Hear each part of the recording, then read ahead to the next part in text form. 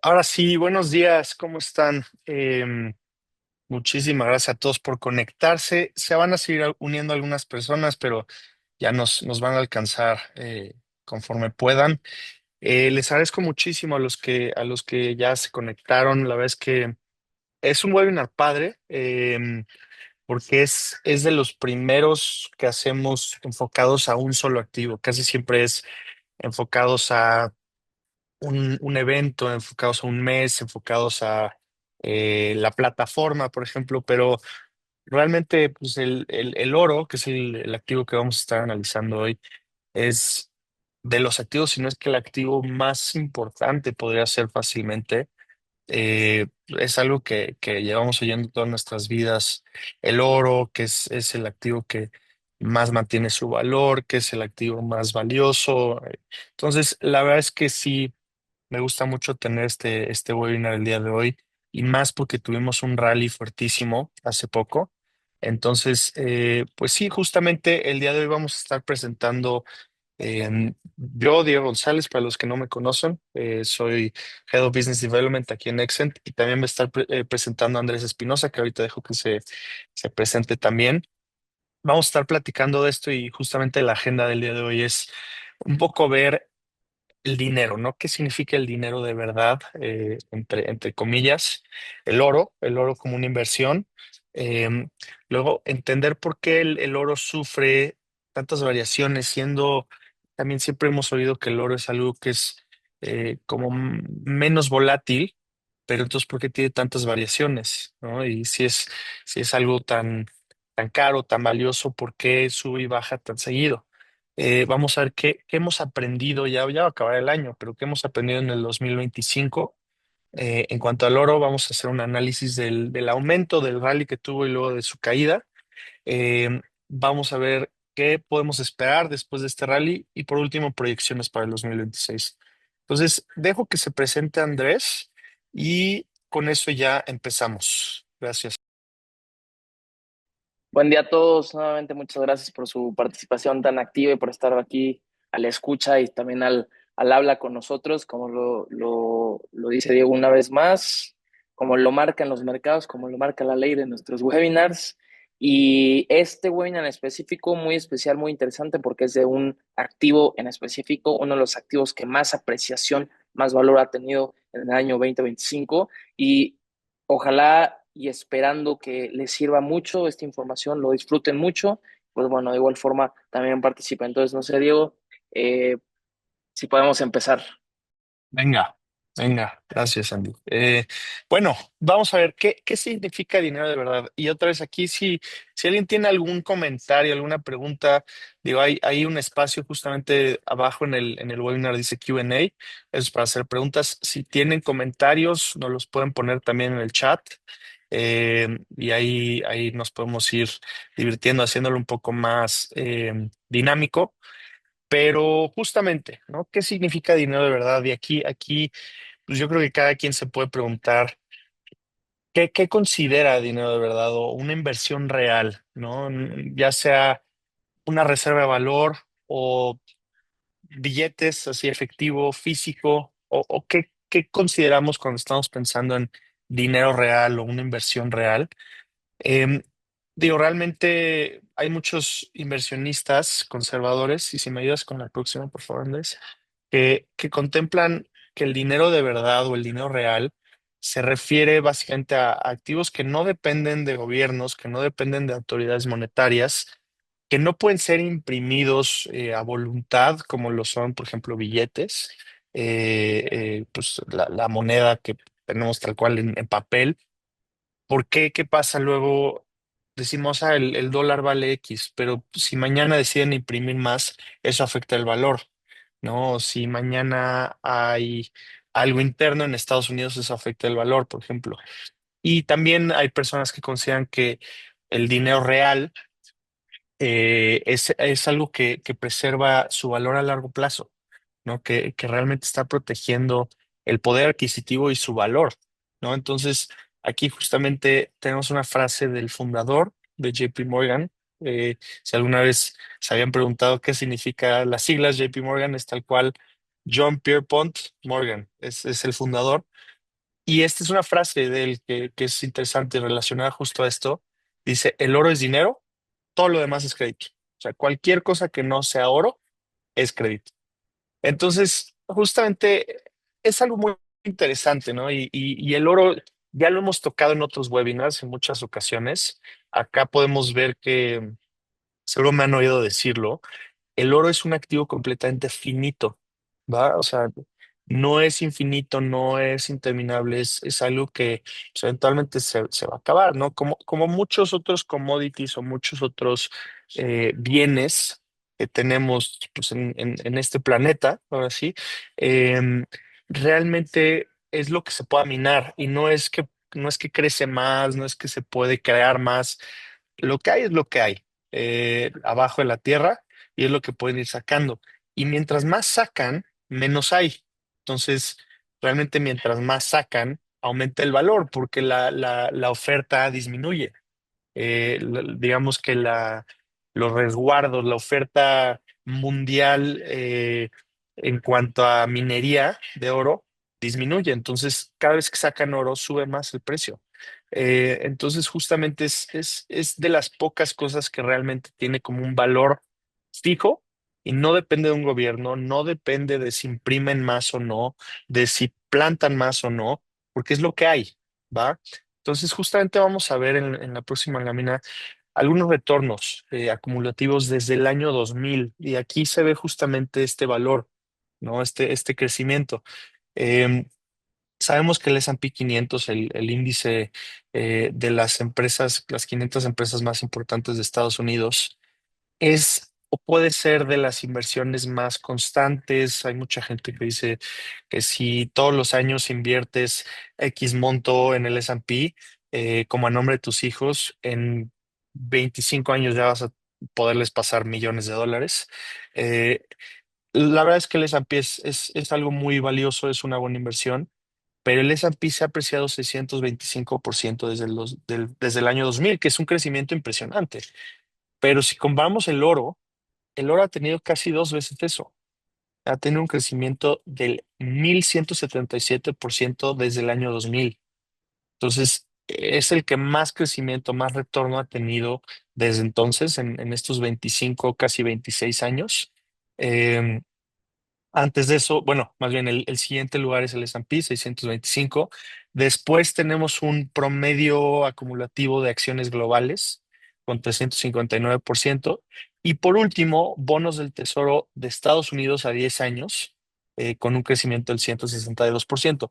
Ese también lo ponemos porque es un activo que mucha gente considera como de bajo riesgo.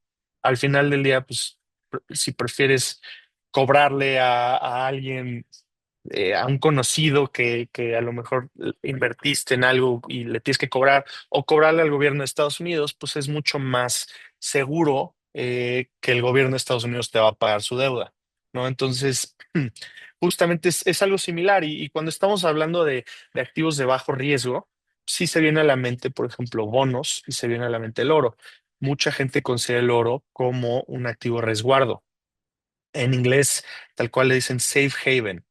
Eso es tal cual un activo resguardo. Si todo está mal, si hay mucha incertidumbre, si hay guerra, si hay miedo, el dinero se valora porque es de las pocas cosas que realmente mantiene ese valor. Entonces, realmente 1177% en 25 26 años es una locura y más considerando que el segundo lugar es el índice de las empresas más fuertes de Estados Unidos y tiene la mitad del rendimiento. Entonces, es algo muy impresionante. Y justamente viendo el oro como una inversión, eh, a pesar de ser milenario, el uso del metal como inversión es más reciente. O sea, realmente, digo, desde de toda la vida hemos oído del oro y demás, pero realmente es que cada vez se encuentran más usos para el oro, más que nada en tecnología también, en chips, todo lo relacionado con inteligencia artificial, satélites, computadoras. Entonces ya no solo es el valor que tiene por, porque es finito y porque es un metal precioso, sino también por los usos que tiene. y cada vez son más esos usos. Entonces, si tienes más usos y menos cantidad de oro, menos reservas de oro, pues sube aún más el precio. Entonces, justamente vamos a ver una historia como breve del oro como inversión. Si me ayudas con la siguiente, por favor, Andrés. Justamente podemos ver eh, a principios, vamos a decir, principios del siglo XIX hasta 1971 promedio, el patrón oro, ¿no? Entonces, justamente a finales del siglo XIX, sí veíamos como diversas potencias globales adoptando justamente este patrón, ¿no? Respaldando sus monedas con el metal precioso. Entonces, ahí es donde se empezó a usar como un respaldo. Ahí es donde empezamos a ver que diferentes gobiernos compraban oro. Justamente lo veíamos en el webinar anterior, pero China, por ejemplo, los últimos años ha estado comprando muchísimo oro, ha incrementado muchísimo sus reservas. Estados Unidos obviamente es el que más, mayores reservas de oro tiene, pero ahí es donde empezó, finales del siglo XIX. Y justamente como digamos, 1919, ahí lo tenemos, empezó justamente la fijación del oro en Londres. Entonces, ahí se realizó la primera fijación diaria del precio del oro en Londres, en la Bolsa de Londres, y justo llevada a cabo por cinco grandes bancos en una subasta privada. Y ahí es donde empezó, digamos, a cotizar más y a la gente a fijarse más en el precio del oro día con día y mes con mes, trimestre con trimestre, etcétera. Empezó en Londres, en la Bolsa de Londres en el 1919. Y desde ahí, pues podemos ver, empezó con cinco bancos grandes, locales de allá de Londres, y hoy en día es algo que ya tienen todos los bancos. Pero si vemos realmente, es un poquito más de 100 años que tiene ya como esta fijación, esta tensión diaria al precio del oro. Antes de eso realmente no estaba. Entonces, aunque sabemos de toda la vida que el oro es de los activos más valiosos, más importantes, realmente tiene un poquito más de 100 años que está cotizando. Entonces, es relativamente reciente esta como fijación, esta atención al oro.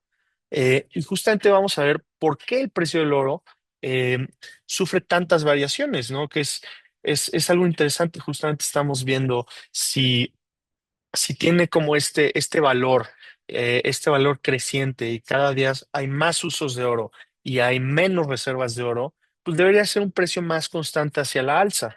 Pero entonces, ¿por qué tiene estas variaciones? ¿No? Entonces, si me ayudas con la siguiente, por favor, Andrés, justamente podemos ver principalmente, son cinco factores principales los que pueden afectar estas variaciones del oro.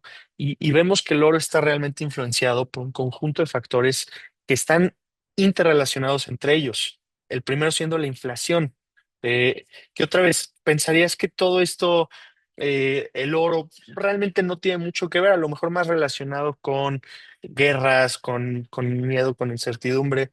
Pero inflación local de países en específicos, sí influye bastante. Entonces, justamente cuando la inflación aumenta, las monedas de los diferentes países, por ejemplo, el dólar, si incrementa la inflación en Estados Unidos, su moneda pierde poder adquisitivo.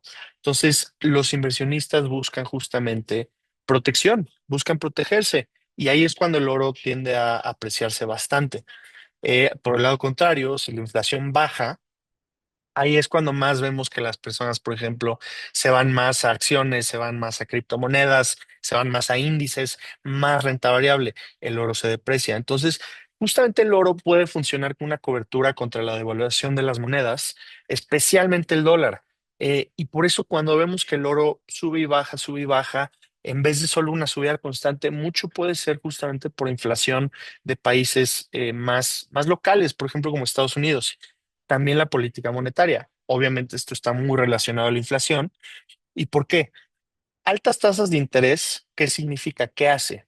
¿No? Básicamente hace que los bonos, vamos a usar el mismo ejemplo de Estados Unidos. Estados Unidos tiene altas tasas de interés, entonces eso hace que los bonos sean más atractivos. ¿Por qué? Porque si las tasas son más altas, los bonos te pagan más.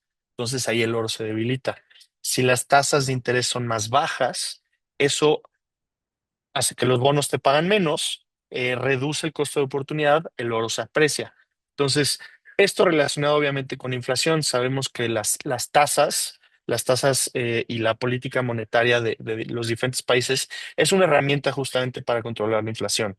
O sea, más que nada por eso están las tasas.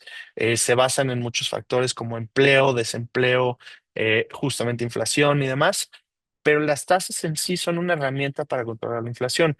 Entonces, por eso está muy relacionado también el dólar, que ahorita lo vamos a ver, pero otra vez, tasas altas, los bonos pagan más, el dinero se va más a los bonos, más cuando son de Estados Unidos, como decíamos, es un país, es un gobierno que probablemente te va a pagar ese bono, te va a pagar esa deuda. Entonces el oro se deprecia. Tasas bajas bajan ese costo de oportunidad, es menos interesante invertir en bonos, por ejemplo, de Estados Unidos, el oro se fortalece. Y aquí lo podemos simplificar aún más. Si la Fed recorta tasas, el oro sube. ¿Por qué? Si la Fed recorta tasas, los bonos van a pagar menos, entonces ya no es tan interesante, ya no hay tanto incentivo por tener bonos en Estados Unidos. Mejor vendo mis bonos, compro oro.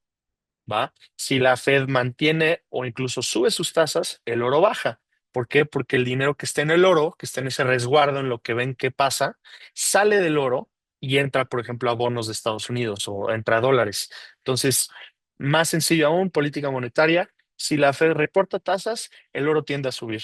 Si la Fed mantiene sus tasas como están o las sube, el oro tiende a bajar. ¿Va? Y por último, el dólar.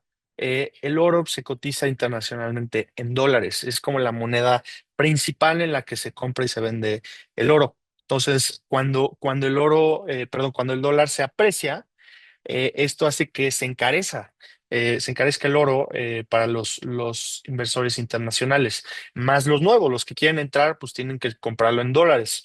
Si el dólar está más caro, el oro está más caro. Entonces, aumenta el apetito por activos estadounidenses y también señala una fuga hacia la seguridad, justamente hasta hacia este safe haven. Entonces, todo está relacionado también si la inflación, por ejemplo, si suben las tasas, eso significa que los bonos van a pagar más. Eso significa que las personas tienen que comprar dólares para poder comprar bonos de Estados Unidos. No puedes comprar bonos de Estados Unidos sin dólares. Entonces está muy relacionado todo esto y otra vez muy relacionado también a Estados Unidos en particular. Entonces, por eso podemos ver que cuando hay decisiones de tasas en Estados Unidos o si Estados Unidos, si Trump tuitea que va a atacar a un país, que se va a meter una guerra en el Medio Oriente o lo que fuera, el oro se mueve. No solo es por ese sentido de safe haven, de resguardo, sino también por las implicaciones que puede tener con el dólar, con las tasas y con la inflación. Y también tenemos otro par de factores, ¿va? Que son obviamente tensiones geopolíticas y son la oferta y la demanda física, que esto es algo que ya cubrimos, pero estos son los otros dos factores ya no tan relacionados solamente a Estados Unidos, sino al resto del mundo. Entonces, tensiones geopolíticas, aquí realmente podemos ver que cuando hay conflictos o inestabilidades, sí afecta mucho a tres pilares del mercado. Estos son el riesgo de interrupción económica, una búsqueda de seguridad. Aquí realmente las personas que tienen miedo, que tienen incertidumbre, no quieren tener su dinero. Por ejemplo, si Estados Unidos se mete en una guerra y tú tienes acciones de Estados Unidos, pues eso sí va a estar muy volátil. Entonces buscan algo eh, más de resguardo, más de seguridad y justamente la búsqueda de la liquidez global. Entonces, cuando hay conflictos, cuando hay guerras, cuando hay inestabilidades, estas tres cosas son las que más se afectan. ¿Y por qué el oro funciona como refugio seguro, como un activo de refugio? Justamente, por un lado, es aceptado globalmente. O sea, estés donde estés, el oro es valioso. No hay país en el mundo donde el oro sea similar a, por ejemplo, al maíz o al trigo. El oro siempre va a ser el commodity más valioso y va a ser aceptado globalmente. Dos, es completamente descorrelacionado de gobiernos y de bancos centrales. O sea, un gobierno no puede imprimir más oro o no puede, no tiene tanto efecto directo en una decisión del precio del oro, ¿no? O dependencia de un gobierno en específico. Por otro lado, es un activo físico que no tiene riesgo de crédito, no es algo hipotético, algo imaginario. Y por último, es una cobertura contra eventos extremos. Hay otros commodities, por ejemplo, todo lo que se planta, ¿no? Maíz, cacao, trigo, etcétera, etcétera. Todo eso también depende mucho de las temporalidades, del clima, de si es diciembre, por ejemplo, el cacao sube porque las empresas venden más chocolate, venden chocolate caliente, venden, etcétera, etcétera. Entonces, muchos commodities sí pueden ser afectados directamente por el clima, por las fiestas, por las temporalidades. El oro no, el oro es de los pocos commodities que no tiene nada que ver con las temporalidades. Y por el otro lado, la oferta y la demanda física. Esto ya lo habíamos tocado, pero realmente la demanda es diversificada, no depende solo de un sector.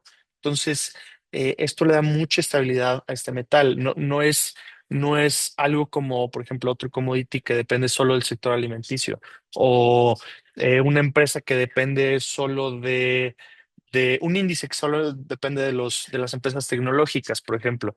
Este es un commodity finito con pocas reservas, cada vez menos, muchísimos usos y diferentes sectores. Entonces, está en sectores como joyería, electrónica, medicina, tecnología, bancos centrales. También hay ETFs respaldados por el oro y cada vez más tecnología también relacionada, por ejemplo, a inteligencia artificial, que ahorita hay un boom de eso.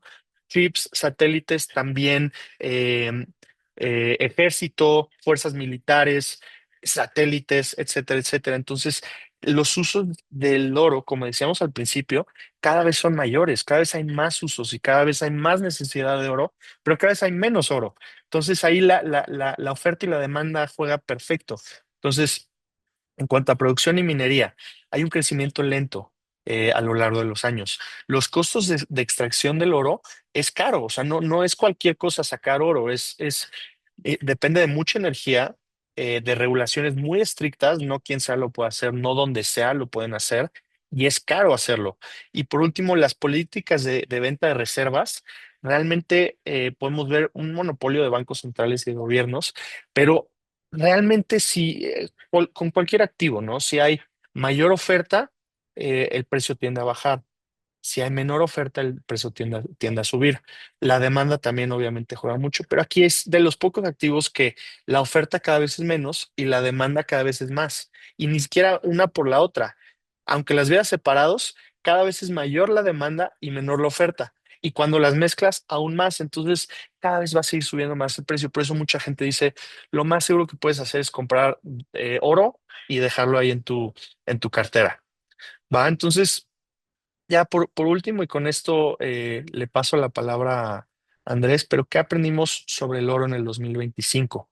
Aquí realmente hay muchos aprendizajes y podemos ver cada vez que sale a hablar Trump, cada vez que hay una tensión geopolítica, todo nos da aprendizajes en el mercado, pero el oro en sí, ¿qué nos enseñó?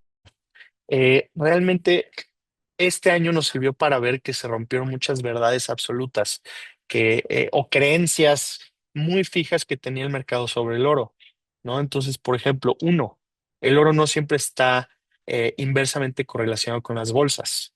Eso es algo clarísimo que vimos este año. Dos, la liquidez abundante puede impulsar todo al mismo tiempo. O sea, no solo tiene que ser o suben las acciones y baja el oro, o sube el Bitcoin y baja el oro, o sube el oro y baja el Bitcoin. Aquí pudimos ver que había meses en el que estaban subiendo acciones, estaban subiendo índices, estaba subiendo Bitcoin y estaba subiendo el oro al mismo tiempo. Entonces ya no necesariamente es una o la otra. Tres, pudimos ver también periodos largos de incertidumbre que sí refuerzan la demanda. Eso más bien se reforzó como esa verdad absoluta. Y cuatro, los cambios estructurales ya llegaron para quedarse. Y cada vez vemos, por ejemplo, más ETFs, vemos más criptos, vemos más activos digitales, y no son muchos los que están relacionados directamente a un activo. Pero, por ejemplo, muchos ETFs sí están correlacionados directamente y usan al oro como respaldo. Entonces, aquí estás comprando algo digital, un ETF, un Exchange Traded Fund, que está respaldado por el oro físico. Entonces, sí, realmente este año vimos cosas interesantes, vimos cosas que nos hicieron repensar un poquito cómo va a ser, por ejemplo, el 2026 y los próximos años yendo hacia adelante, qué podemos esperar del oro. Entonces, ahorita justamente nos va a platicar Andrés un poco sobre eh, la subida y luego la caída del oro. ¿Por qué se dio? ¿Cuáles fueron los factores que influyeron directamente en eso? Y luego también vamos a ver qué podemos esperar del oro después del rally que tuvo, ¿no? Entonces, tenemos tres escenarios, la verdad, muy interesantes que podríamos esperar después de ese rally. Nos va a ayudar a Andrés a explicarlos. Y por último, proyecciones para el 2026. Entonces, obviamente cada banco, cada fondo, cada empresa financiera constantemente sale y dice, ¿sabes qué? Mi proyección para el 2026 es que el oro va a llegar a tanto. O aumentaron sus expectativas, disminuyeron sus expectativas. Entonces, justamente vamos a ver cómo están parados ahorita cuatro de los bancos más fuertes del mundo, siendo JP Morgan, que hoy ya saben qué significa JP, quién lo fundó, Morgan Stanley, Goldman Sachs y Citi. ¿Cuáles son sus expectativas? Entonces, digo, sin más, le paso la palabra a Andrés que nos va a platicar justamente primero un análisis de la subida y la caída del oro. Adelante, Andrés. Correcto, Diego, y muchas gracias. Pues en esta segunda parte del webinar vamos a hacer un análisis del aumento y posterior caída del mismo, tanto análisis fundamental como un poquito de análisis técnico, sobre todo revisar qué hay detrás de este fuerte rally del oro para este año 2025 que dio de qué hablar, está dando que hablar y va a seguir dando que hablar, que posterior a esto provocó una corrección, ahorita se está corrigiendo y sobre todo qué podemos esperar a partir de ahora, ¿no? Un poquito la idea de todo este análisis es conectar ciertos factores macroeconómicos, empezando por el cierre de gobierno de Estados Unidos, por parte de la Fed de los recortes de interés y su situación de la política monetaria actual, el dólar, sobre todo, la depreciación que tenía el dólar, los flujos de ETFs y bueno, el rol de los bancos centrales, la compra del oro para tener mayor respaldo como banco central, como país, la geopolítica y finalmente cómo todos estos escenarios se traducen a escenarios concretos para el precio del oro, para sus carteras, para su rentabilidad y sobre todo para su operación con nosotros, ¿no? Entonces vamos a empezar con un detonante que es el detonante más visible que pueda haber, el cierre de Estados Unidos y el giro por parte de la Fed. Vemos dos elementos que se combinaron casi al mismo tiempo y con un excelente timing para darle todas las condiciones al oro para que tuviera la presión y el performance que ha tenido en el 2025 y sobre todo en las últimas jornadas, ¿no? Primero el cierre de gobierno estadounidense, perdón, fue el 1 de octubre. Ha sido uno de los shutdowns de los cierres de gobierno más largos en la historia y no es casualidad, pero todos justamente cuando está Trump. En su mandato anterior, en 2018, hubo cierre de gobierno, en su mandato actual, 2020-2025, hubo cierre de gobierno y han sido los cierres de gobierno más largos de la historia donde el Congreso no se ha podido poner de acuerdo, ¿no? Pero tal cual, sin acuerdo presupuestario, buena parte de la administración federal se paralizó, lo estuvimos escuchando por ahí, no hubo datos de gobiernos, no hubo perdón, de gobierno, no hubo dato económico, aeropuertos en Estados Unidos completamente parados. Históricamente los shutdowns suelen generar ruido, pero no siempre mueven al oro de la forma que se movió en este tiempo tan agresiva. Normalmente en paros tan cortos de tiempo es moderado su movimiento, su fluctuación, y solo en los cierres más largos se observan repuntes algo mayores en los metales, ¿no? Obviamente siguiendo esto el oro, hay que recordar que todo lo que el oro empuja hacia arriba, empuja hacia abajo, lo va a hacer con el platino, lo va a hacer con la plata, lo va a hacer con el paladio, entre otras cosas, ¿no? Eh, esta vez fue muy distinto a las anteriores, ahora sí que rompiendo por ahí la tendencia que traía el oro. El cierre coincidió con un contexto de desaceleración económica y alta deuda pública, un gasto público muy grande en Estados Unidos. Y eso disparó la búsqueda del famoso safe haven que viene siendo el oro. Y el oro marcó un máximo histórico a los 3.895.38 dólares por onza, justo al cierre de ese mismo día, ¿no? En el 1 de octubre, cuando anuncia todo eso, ese mismo día cierra la jornada del oro con máximos históricos de 3.895. Ahorita ya está por arriba de los 4.200.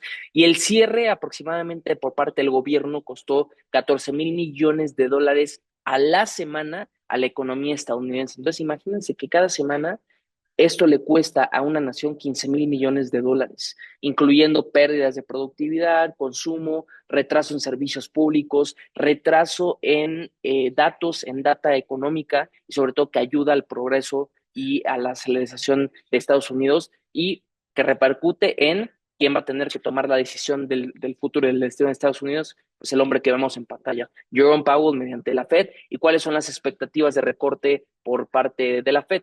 Este segundo, el otro lado de la moneda que ayudó al performance del oro es la Fed venía girando hacia una postura más dovish, una postura después de años después de más años de subidas, después de la pandemia y demás, y con una política monetaria pues mucho más ajustada, mucho más menos flexible.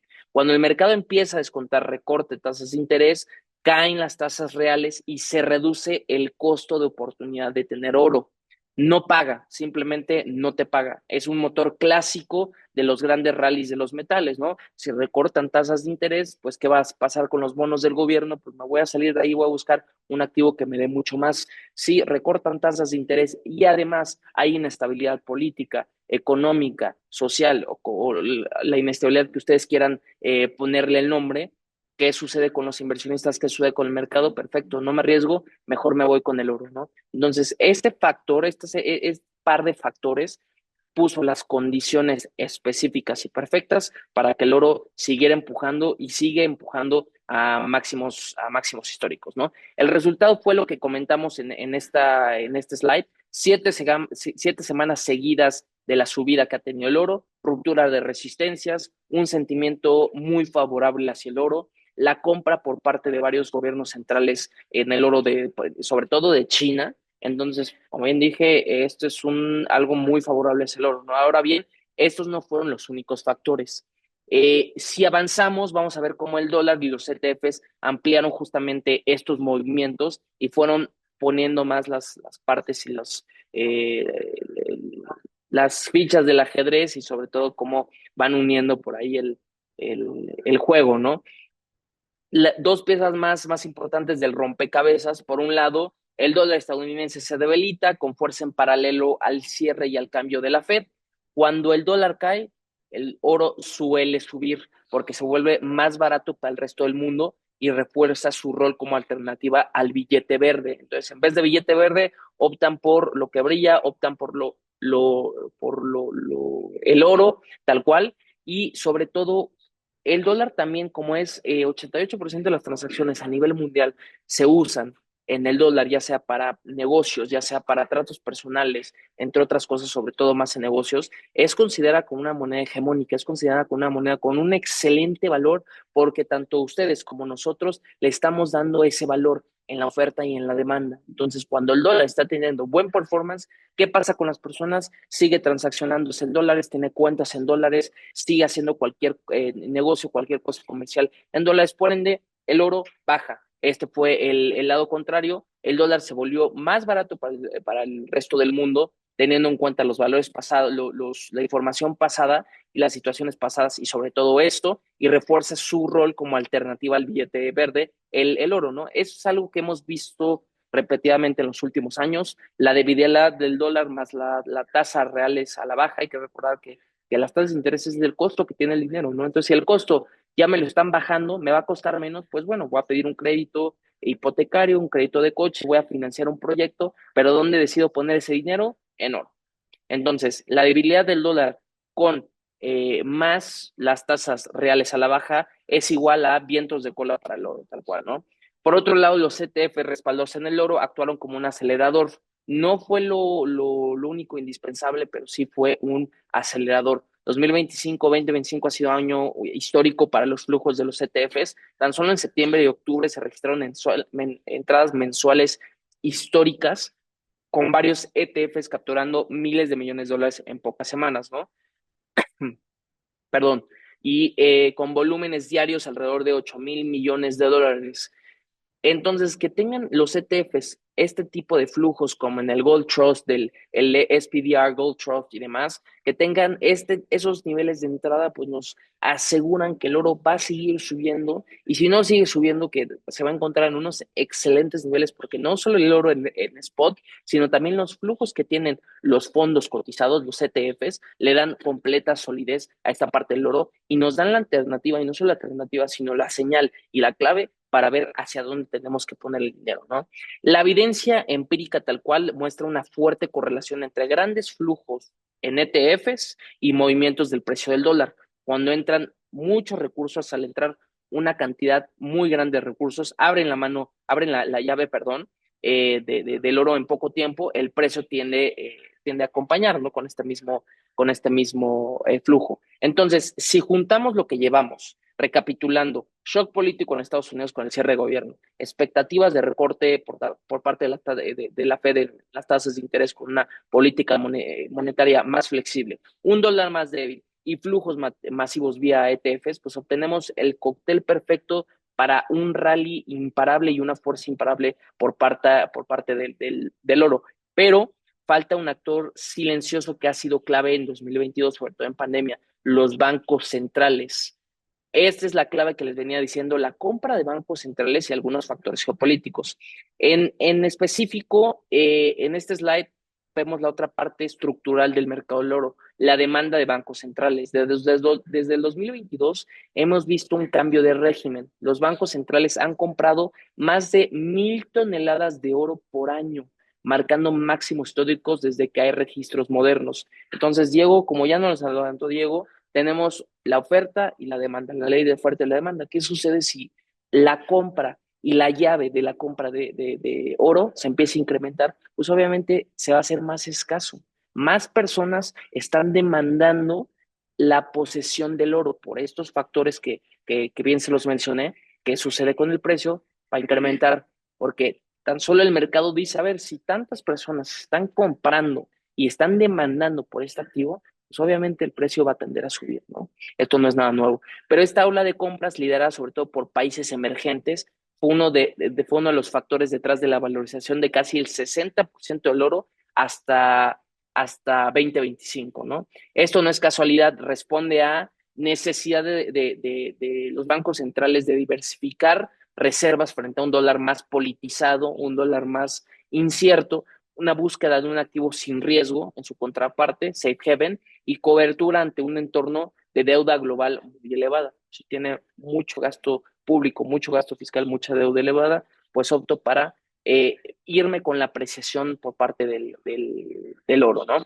Paralelamente, en el otro lado de la mano, el entorno geopolítico del 2025. Sigue siendo muy complejo, a pesar de que los precios de algunos activos y el mercado como tal ya no es muy elástico, ya no es muy sensible a lo que pase, lo que no pase. Aún así, los escenarios siguen siendo muy complicados y complejos. Una guerra prolongada iniciando con Rusia y Ucrania, sigue la guerra, tensiones crecientes entre Estados Unidos y China, las tensiones comerciales, episodios de inestabilidad política en varias de las regiones, con Gaza, sobre todo en Gaza, la guerra de Israel con Palestina, a pesar de haber cesado el fuego supuestamente, siguen los ataques, ¿no? No ya a gran escala, más como guerra regional, pero esto complementa a episodios de inestabilidad política en todo el mundo. Trump en Venezuela, el cierre de gobierno en Estados Unidos y así nos podemos seguir de largo, ¿no? En este tipo de contexto, el oro históricamente se refuerza como refugio nuevamente, safe haven, especialmente cuando las tensiones afectan al comercio y a la confianza en la economía global. Si escuchamos que se viene una guerra o que el gobierno de México pues, se peleó contra Estados Unidos, pues cómo va a afectar la confianza de hacer negocios, la confianza en cómo se mueve el dinero, la confianza de los bancos centrales y sobre todo la confianza y el panorama que tiene de crecimiento nuestro país, ¿no? Todo esto ayuda a entender por qué el rally fue tan intenso, pero ningún mercado sube en línea recta, es imposible. Siempre tiene que haber una corrección, todo lo que sube tiende a bajar. Entonces, en la siguiente slide vamos a ver cómo se tradujo esto en un exceso de optimismo, un exceso de ponerle todo hacia el oro, lo cual también es malo. A pesar de tener una fuerza increíble para cada sesión, tener un rally positivo, este exceso de optimismo llegó a la siguiente posterior corrección técnica, ¿no? Como bien les decía, todo lo que sube tiende a bajar. Entonces, el análisis técnico y los factores psicológicos, tras una larga secuencia de valorizaciones, el Metral mostraba diversos signos de exceso de compra, ¿no? Si nos vamos aquí a checar la gráfica del oro, perdón, no el oro digital, del, del oro físico, como lo es el oro. Vamos a irnos por acá al AUX, al oro. Si checamos los precios, lo tenemos en temporalidad de horas, vamos a checarlo, como tiene una tendencia impresionante a la alza, ¿no? Pasando pandemia que corrigió un poco, desde el 23 de octubre del 2022, casi hace 3 años, todo fue hacia arriba, teniendo este año, por ahí de agosto, del 22 de agosto, teniendo una fuerza brutal e impresionante, lo que llevó después, a partir del 17 de octubre, a mostrar signos a la baja, tendencia bajista, y no solo tendencia bajista, sino que una fuerte corrección a la baja, que es lo que vimos con esta vela el 21 de octubre, aquí teniendo otra vez una valorización, pero nuevamente diciendo, este no es el precio justo del mercado, lo que están demandando ya, entonces vámonos a niveles anteriores. Entonces, después de escalar rápidamente hasta la región de los $4,300, el oro entró en una fuerte corrección. Como les decía, días después los precios cayeron en la mayor caída en 12 años. Todo lo que sube tiende a bajar, y si subió un 20-30% va a tender a bajar cuando mínimo la mitad. Entonces, días después los precios cayeron en la mayor caída en 12 años con una disminución del 6%. Cuando el precio se acercó a la zona de los 4,300, se combinaron dos cosas: un mercado saturado de compras y noticias aún buenas, pero ya descontadas del precio. El resultado fue una toma de utilidades abrupta. Ya la gente lo empieza a ver muy alto, y nada más véanse la subida, una subida casi en 90 grados, ¿no? Entonces, eso fue una clara toma de utilidades abrupta, con una caída cercana al 6%, la mayor en más de 12 años. Estos episodios son típicos en mercados que han subido muy rápido, que tienen un exceso de optimismo y de esperanza. El rally se alimenta del miedo del FOMO. Oye, ¿viste en cuánto está subiendo el oro? Métela ahorita. Entonces, le abren a la llave de gente que pone posiciones de compra, ponen posiciones de largo en el oro. Entonces, tal cual, esto es la explicación perfecta para mercados que han subido rápido, ¿no? Se alienta el miedo a quedarse afuera, del FOMO, del es que, ¿qué pasa si mañana cae? Mejor le pongo de una vez. Y la corrección se alimenta del miedo de devolver las ganancias. Entonces, todo lo contrario, si empezó esta subida con el FOMO y con la demanda, pues esta corrección se va a corregir, valga la redundancia, con el miedo de quedarse afuera, de mejor aquí me bajo del tren y listo, ya gané, ¿no? Entonces, llegados hasta este punto, la pregunta natural es: ¿este ajuste fue solo un respiro dentro de una tendencia alcista o marca el inicio de una fase distinta, ¿no? Para responder esta pregunta, en los siguientes slides planteamos tres escenarios posibles para el oro después del rally. ¿Qué esperar del rally en un principio? Esta lámina nos va a funcionar como un puente. Ya entendimos lo que hizo subir y por qué corrigió, y ahora nos enfocamos en lo que realmente nos interesa para tomar decisiones. Ya entendimos qué lo hizo subir, qué corrigió, qué podría pasar con el oro en los 12, 18 meses, cuál es su escenario, qué implicaría cada escenario para la asignación en las carteras o para una adecuada diversificación. Entonces, lo vamos a ver a través de tres caminos posibles: un mercado a la alza, un mercado en baja y un mercado en baja, y un escenario moderado, empezando por el escenario optimista. El escenario número uno, un mercado al alza. El mercado alcista, el oro retoma las tendencias de subidas. ¿Qué tendría asimismo que pasar para que eso ocurra? Primer escenario: recorte por parte de tasas de interés por parte de la Fed. Un recorte de tasas más profundo por parte de la Fed es si la desaceleración económica se acentúa. Podríamos ver tasas reales más negativas, un entorno históricamente muy constructivo para el oro, ¿no? Ya que las políticas monetarias expansivas sostienen el precio del oro. Lo segundo, tensiones geopolíticas, persistentes o en aumento. Cualquier escalada bélica, geopolítica, social en todo el mundo, en conflictos o en relación a Estados Unidos y China, refuerza la demanda de activos refugio, de los safe haven. El mercado va a seguir optando por colocar sus capitales en los CFBs. El tercero es la mayor asignación institucional.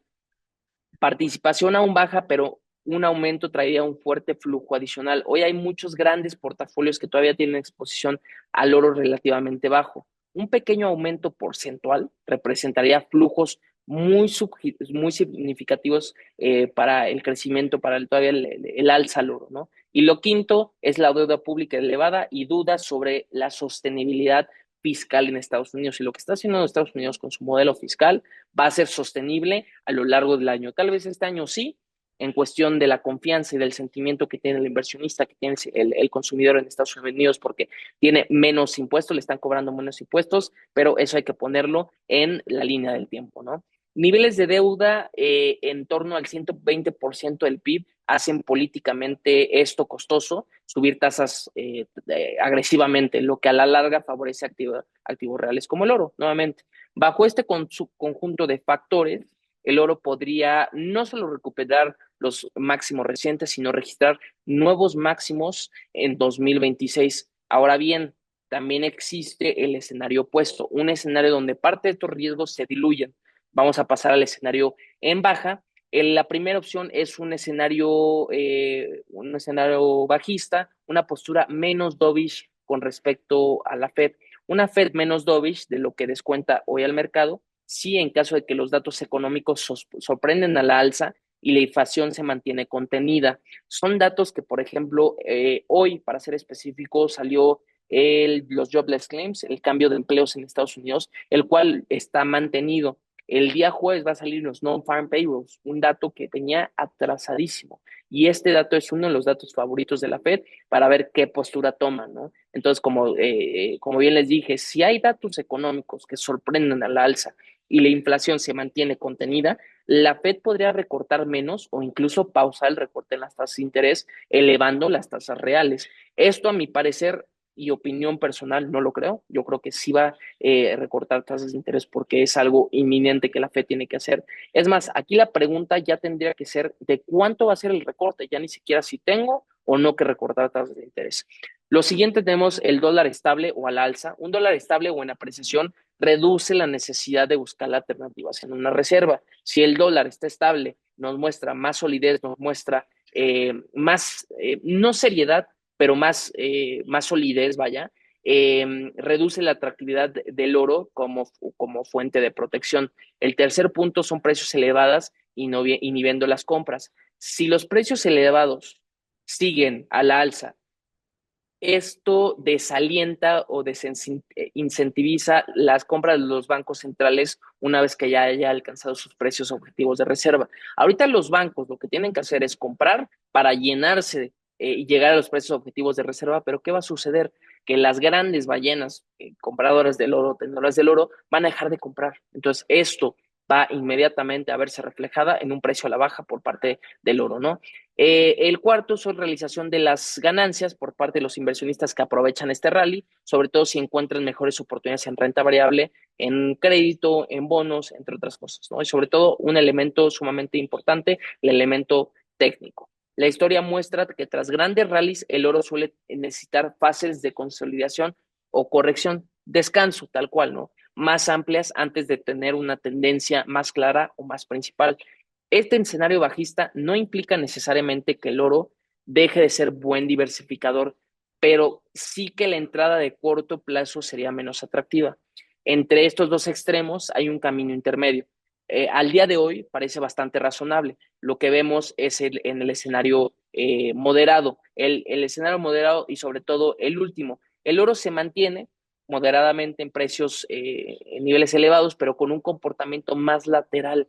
El precio se empieza a jalar hacia la derecha, sí, teniendo alzas y bajas, pero unas alzas y bajas del 0.30%, cuando mucho el 1%. Con esto nos mostraría una lateralidad, por ende pocas oportunidades o una baja o nula descripción del mercado hacia dónde se está yendo, ¿no? El primer factor de estabilidad es una alza moderada después del rally, precios altos, pero sin la euforia que se ha tenido en los meses recientes, con variaciones anuales más contenidas. El segundo es proyecciones, como distintas casas de análisis, firmas financieras, en específico de Reuters, sitúan al precio promedio anual en torno a los 4,200, 4,300 bajo algunos supuestos de recortes de tasas de interés graduales, riesgos geopolíticos, crónicos, pero completamente manejables. Entonces nos están poniendo ya un precio, como se solidizó el precio del oro en los 4,200, en los 4,100, 4,300, y con eso daríamos inicio a un factor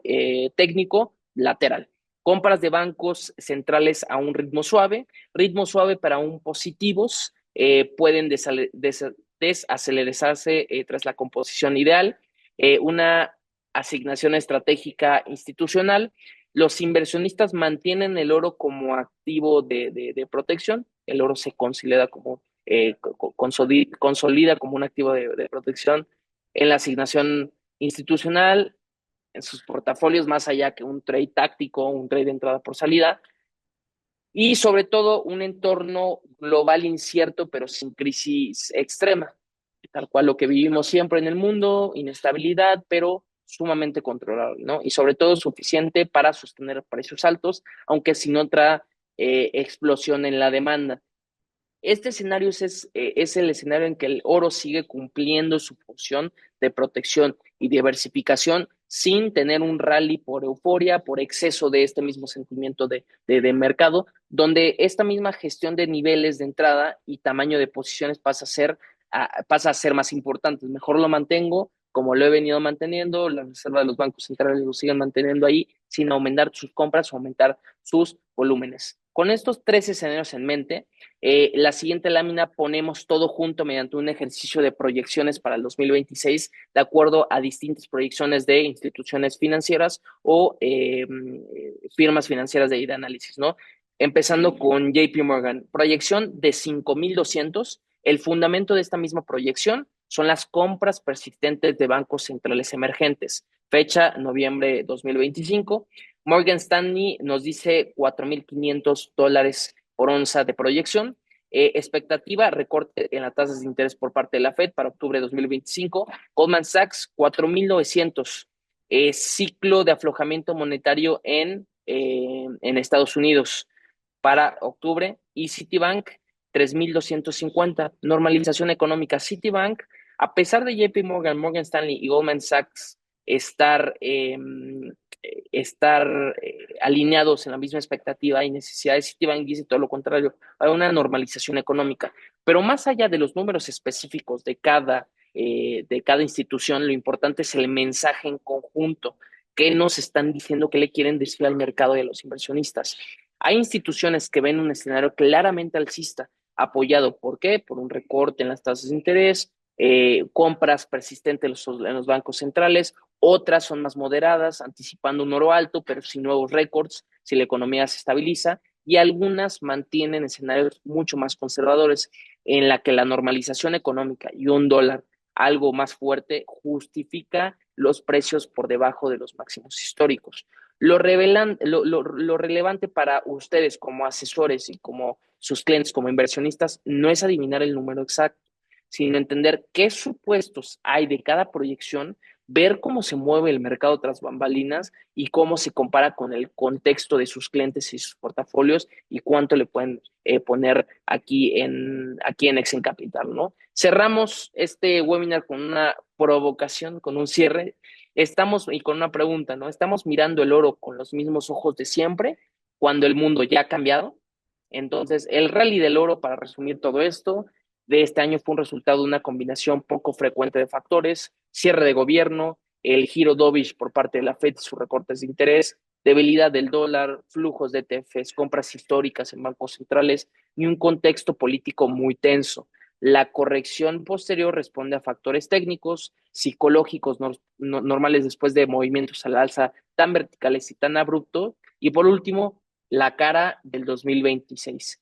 Tres caminos razonables: un escenario alcista asociado a más recortes en la tasa de interés y mayor riesgo geopolítico, un escenario bajista, tasas de interés más reales, un dólar más fuerte y ya más estabilizado, y el último escenario, moderado, desde que el oro se consolida como activo estratégico a precios elevados. Entonces, por parte de nosotros, pues aquí acaba el webinar desde nosotros Exen Capital. Nuestro foco principal no es adivinar estos precios, sino que tengan la información correcta y bien puntualizada para sus clientes para saber dónde invertir, cómo tener esa diversificación en sus portafolios o también mediante los gestores, el modelo 3 que tenemos, también cómo darle cierta asignación al capital de los clientes, como cobertura frente a estos mismos riesgos globales y también como diversificador estructural. Y muchas gracias, Andrés. Y antes de terminar, solo 2 puntos y medias con la próxima lámina, por favor. Si alguien tiene alguna pregunta, por favor, hay un espacio para preguntas y respuestas aquí en la parte inferior de la pantalla.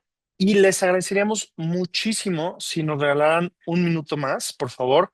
Escaneando el QR nos lleva a una encuesta justamente para evaluar el webinar. Como saben, estamos haciendo entre 1 y 3 webinars al mes, básicamente. Estamos haciendo cada vez más, entonces les agradeceríamos muchísimo si nos pueden ayudar a evaluarlo. Poner ahí unos comentarios muy sencillos, no les va a quitar más de un minuto. Se los agradeceríamos muchísimo para cada vez darles webinars que sean a lo mejor más interesantes o que sean más cercanos a lo que ustedes quieren escuchar o ver. Entonces sí les apreciamos mucho eso. En lo que esperamos ese minutito, 2 minutitos, en lo que nos pueden apoyar con esa encuesta, dejamos abierta la sección de preguntas y respuestas por si alguien tiene alguna duda. Y ahorita estoy viendo, Gis, gracias a ti por unirte. Em, si alguien tiene alguna duda, algún comentario, lo puede poner aquí en el webinar o nos los puede hacer llegar después a cada uno de sus BDMs. También, pues, espero pronto poderlos ver por acá en la oficina. De todas formas, vamos a tener otro webinar el 2 de diciembre, que justamente va a ser un resumen de todo lo que pasó en noviembre, de los eventos más importantes que tuvimos en noviembre, eventos geopolíticos, económicos, reportes de resultados de empresas, decisiones de tasas de bancos centrales y demás. Eso es el 2 de diciembre a la misma hora, a las 11 a.m. Entonces, ahorita, si tienen oportunidad de ayudarnos con esa encuesta, se los agradeceremos muchísimo. Y si me ayudas con la próxima lámina, por favor, Andrés. Eh, Aquí es como les decía, el webinar del 2 de diciembre. Y si no lo han hecho, también les recomiendo seguirnos en redes sociales, en LinkedIn, en Instagram. La vez que subimos material muy interesante que nos apoyan con eso, el área de marketing y de diseño. Entonces, cosas que ustedes pueden estar compartiendo eh, con sus clientes, con personas interesadas, lo pueden estar compartiendo con sus redes. Entonces, adelante. Y aquí veo un par de comentarios. Jorge Luis, muchas gracias. Pone excelente información. Felicito a los ponentes, un gran dominio del tema. Muchas gracias. Mauricio, gracias por la información. Gracias a ti, gracias por unirte. Carlos también pone gracias, excelente información y ponencia. Muchas gracias, Carlos. Romeo, gracias a ti. Y pone a Dal, muy interesante. Como siempre, nos pueden enviar el enlace de la evaluación por mail a los IBs. Claro que sí. De todas formas, yo ahorita se lo voy a mandar a todos mis IBs. Tanto el QR como la liga. Si ven aquí en el chat, está la liga, se las voy a volver a poner. Y se las mandamos por WhatsApp y por correo. También aquí está en la pantalla. Entonces, otra vez, la verdad no quita más de un minuto, cuando mucho. Y sí les agradecemos muchísimo porque eso nos ayuda a mejorar y a cada vez darles más cosas que quieren escuchar o que quieren ver ustedes. Va, pero bueno, les hacemos llegar eso. Si no hay ninguna pregunta, muchísimas gracias a todos por conectarse, que tengan un excelente día. Y vamos a cerrar con todo el mes de noviembre, todavía quedan 2 semanas. Víctor, la grabación, esa seguro está entre hoy y el jueves, yo creo. Todo eso lo estamos subiendo a YouTube. Entonces, si ahí nos buscan Exxon Capital YouTube, ahí pueden ver todos los webinars también, además de la oficina virtual. Y bueno, gracias a todos. Vamos a cerrar con todo el Diego, mes. igual, disculpa la interrupción, igual en YouTube pueden encontrar fragmentos de las partes más importantes del webinar para que solo esos fragmentos se los compartan a sus clientes y creen como esa sensación de que algo se están perdiendo y que tienen que estar participando, pero es más información y buenos datos para que lo puedan compartir de forma inmediata, ¿no? Así es, así es. Sí, ahí pueden ver. En algunos casos subimos el webinar completo, en algunos casos subimos solo los puntos más importantes. Aquí lo va a poner eh, Andrés en la pantalla. Pero sí, tanto en YouTube, LinkedIn, Instagram, la verdad vale la pena seguirnos, poner ahí que les notifiquen cuando pongamos cosas nuevas, porque la verdad es el área de marketing y de diseño está subiendo contenido muy padre, infográficos. em, Análisis, luego suben como tips, cosas por el Listos, listos, estilo. vamos. Entonces, ahí está, por ejemplo, uno del resumen de octubre. Y bueno, pone ahí Oscar, keep going, exacto, vamos con todo. Todavía queda mes y medio, si no es que un mes, porque luego la segunda mitad de diciembre ya es medio muerta, entonces todavía podemos cerrar el año con todo. Este, José Luis, gracias. Estaré pendiente de la información que se siga generando, por supuesto. Freda, poner lo más importante, es mucho más probable que se ponga toda la atención. Exacto. Gracias a los ponentes y todo su gran conocimiento. Muchas gracias, Freda. Bueno, pues ahora sí, que tengan excelente día, excelente semana y buen cierre de mes. Cualquier cosa, aquí estamos y gracias otra vez por su tiempo.